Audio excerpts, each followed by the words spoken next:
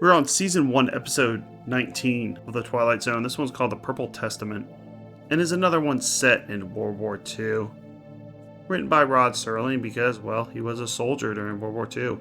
And in this one, our main character, William Fitzgerald, has the ability to see when someone's going to die. He simply looks at their face, and then sees a light pass across their face from the left into the right, and he knows that they're going to die very, very soon. Now, this is an interesting concept, but like all Twilight Zone episodes, they have this tendency to always have a sad and depressing ending. And because Rod Serling almost never writes happy endings, this means that the characters can act kind of illogical, since you know something bad's going to happen. You would think with this ability to see whether people are going to die or not, William Fitzgerald would be able to avoid his own death. We get to see a few very short action scenes where the troops are shooting at the bad guys, but these older series always just give you a glimpse of action. It's completely opposite of what would be happening now. They just concentrated more on dialogue and characters than action scenes. They'll show you a glimpse of it, and then you want more, and they'll go back to this makeshift military base. This takes place in the Philippines, so they have a tent set up, looking like something out of MASH.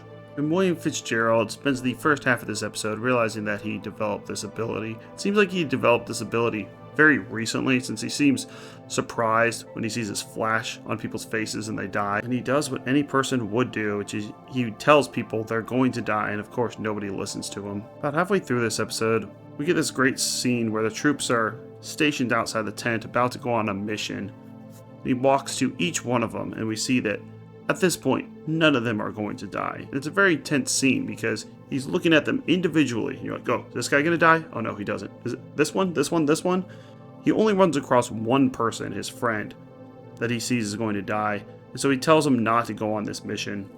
And his friend, of course, doesn't believe him and doesn't believe that he has this ability. So he goes on the mission and ends up getting shot by a sniper in the head and dies. The main character, William Fitzgerald, is played by William Reynolds, who, like everyone in the Twilight Zone, lived to the ripe old age of 90. Every time I look at these people's IMDb's, everyone lives to the 80s and 90s.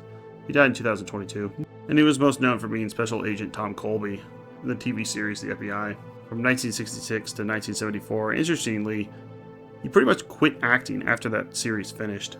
He was in 161 episodes, but it seems like he made his money starring in that series. He's going to get some residuals, so he retired. At least I assume that's what happened. Like, I'm tired of this TV schedule. Get me the hell out of Hollywood. This is what I would call an average episode, since the premise is intriguing, but it spends a lot of the runtime him just telling people they're going to die, and them not believing him. And then we get the ending, where, as I mentioned in the beginning, is a bit illogical. So, he can see when people die. Well, he looks in the mirror, and guess what he sees? He sees that he's going to die. And what makes no sense about this is he gets into the car, after seeing that he's going to die, reminded that they have a 4-hour drive back to division headquarters, and he's told by his captain, Gunther, that there's been some landmines in the road, so they better drive very carefully. Now, what he does next is he just gets in the car and lets him drive away, which makes no sense. Earlier, when he was talking to his friend Riker and telling him not to go on this mission because he was going to get killed, he seemed to be making the point, if Riker doesn't go on the mission, he won't get shot by the sniper, so therefore he'll live. But when he sees that he's going to die, he just gets into the car, told, hey, there's landmines, be careful, which is obviously the way he's going to die, and doesn't do anything to stop it. So really two things could be at play here. Either it's inevitable. Once you see that someone's going to die, even if you tell them not to go on a mission, not to get in the car, just stay in their bedroom, they're still going to die. Or he actually is able to see if people can die and can prevent it. It at least seems like he is under the impression that he could do that, since he did it with Riker. He told him not to go on this risky mission where they're going to be going over this uncovered bridge with sniper fire. So with his friend, he tells him not to go, but when it comes to himself, he just goes, nah, what the hell. I'll just get into the car, drive 4 miles away with landmines everywhere. This is another problem with, as I said before, every episode having to be sad and depressing. He should have at least tried to change his fate, and then maybe he gets killed anyways, like maybe they get ambushed by the enemy and he dies even if he didn't get into this car. But at least have him attempt to avoid his death, like come on. So there's another one that's going to get a solid 5. The seasons do get better from now on. It's a smart episode in the sense that they do a good job of conveying that this really does feel like a makeshift military base in the middle of the Philippines. And while the ending is tense as they're explaining about these landmines, I don't think it quite makes a lot of sense. I also, of course, would like to see more action scenes, but that's always going to be a complaint with any TV series from the 60s. They just didn't do it that way, so just go watch John Wick if you want that.